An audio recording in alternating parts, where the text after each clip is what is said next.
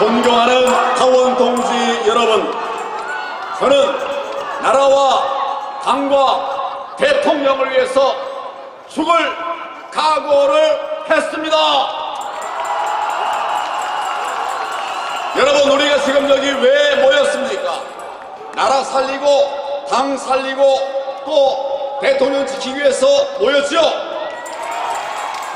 존경하는 하원 동지 여러분, 당이 먼저입니까? 내가 지지하는 후보가 먼저입니까? 누가 먼저입니까? 제가 김기현 후보의 비리 의혹을 이야기하니까 제가 내부 총질한다, 또 네거티브한다, 당을 혼란을 조정하고 있다, 이렇게 얘기를 하고 있습니다. 그러나 전혀 다릅니다. 부정과 비리를 보려내야 되지 않겠습니까? 내부 총질이 아니라 내부 수술입니다. 혼란 조성이 아니라 당의 대혼란과 또 총선 패배를 막기 위한 수단입니다. 여러분, 어제 여론조사에서 김기현 후보의 땅 투기 의혹 관련 리스크가 있다, 응답한 사람이 65%였습니다. 몇 프로라고요? 특히 20대는 70%가 넘었습니다. 다시 말해서 김기현 후보가 당대표가 되면 총선에서 실패한다는 답이 이미 나온 겁니다. 김기현 후보는 자신의 온갖 의혹에도 불구하고 윤석열 대통령이 자신을 민다는 얘기를 노골적으로 하고 있습니다. 정말 큰일 날 말입니다. 자신의 비리로 인해서 총선에서 질 경우에는 그 패배 모든 책임 대통령에게 뒤집어 쓰게 되는 겁니다. 이래도 됩니까? 김기현 후보가 당대표가 되면 그의 권력형 토건비리 그리고 땅 투기 의혹, 이것에 대해서 민주당이 맹렬한 공격 폭탄을 할 것입니다. 결국 이에 못 이겨서 중간에 비대위가 탄생하게 됩니다. 이래도 되겠습니까, 여러분? 그러면 그것도 결국 몽땅 대통령 책임으로 뒤집어쓰게 될 텐데 이래도 괜찮습니까, 여러분?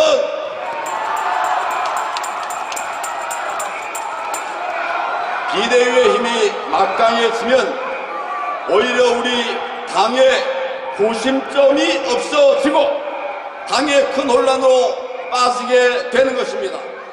비대위 체제를 비대위 체제를 이용해서 우리 당을 뒤에서 좌지우지하는 이런 세력들이 다시 발호하게 될 것입니다. 이래도 괜찮습니까? 결국 대통령의 국정 운영을 뒷받침하기는커녕 비대위 내부의 권력 다툼으로 또다시 자신의 이익, 자기 편의 이익만 생각하는 이런 패거리 정치가 될 텐데 그래도 괜찮습니까? 왜 김기현 후보의 권력형 토건 비리를 대통령이 책임져야 합니까? 김 후보는 더 이상 대통령이 자신을 민다는 얘기를 하지 말고 당장 사퇴하십시오. 그것이 진정 당과 나라와 대통령을 위한 길입니다. 안철수 후보, 정당 설립 전문가, 정당 파괴 전문가입니다. 안철수 후보가 당대표가 된다면 당의 정체성이 흔들리고 우리 당이 분열할 수밖에 없게 됩니다. 우리 나라가 사회주의로 갈 수도 있습니다. 그래도 안철수 후보는 보수의 가치를 체화할 이런 시간이 필요합니다. 지금은 당대표 아닙니다. 천하람 후보 지난 합동연설회에서 이렇게 말했습니다. 북한이 강자 부리고 떼쓴다고 바다에 미사일 쏴대고 드론 날려대면 여기 강원도 접경지역 사는 우리 국민들 불안에 떨며 밤을 새워야 한다. 이렇게 얘기를 했습니다. 그럴듯하죠. 여러분, 정말 이렇게 하면 안 되는 겁니다. 저는 그 말을 듣고 정말 경악했어요. 그렇다면 북한이 미사일 쏘고 또 공격을 준비하는데도 우리는 문재인 때처럼 손발 묶고 구경만 하라 이런 소리입니까? 안 되죠. 그날 천하람 후보가 여러 가지 말씀하셨는데 한마디 모두 너무 경솔했습니다. 386 운동권 세력들이 외치던 가짜 안보 그대로였습니다.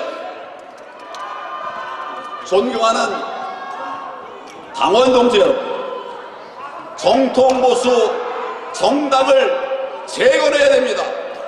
저는 희망의 메시지를 국민 앞에 내놓고 있습니다. 우리는 정통보수 정당을 회복해야 됩니다. 당원 중심 정당을 만들어야 됩니다. 싸워 이기는 국민 시원 정당을 만들어야 됩니다. 정권 뺏기면 안 됩니다. 30년 자유민주 정권을 우리가 지켜야 됩니다. 그렇지 않습니까?